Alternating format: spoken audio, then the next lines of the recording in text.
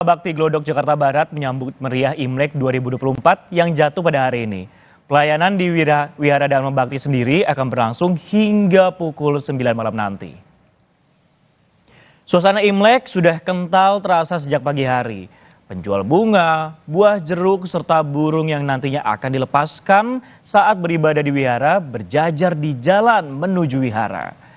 Warga umumnya datang bersama keluarga ke wihara ini. Mayoritas mereka yang datang mengenakan pakaian dengan nuansa warna merah.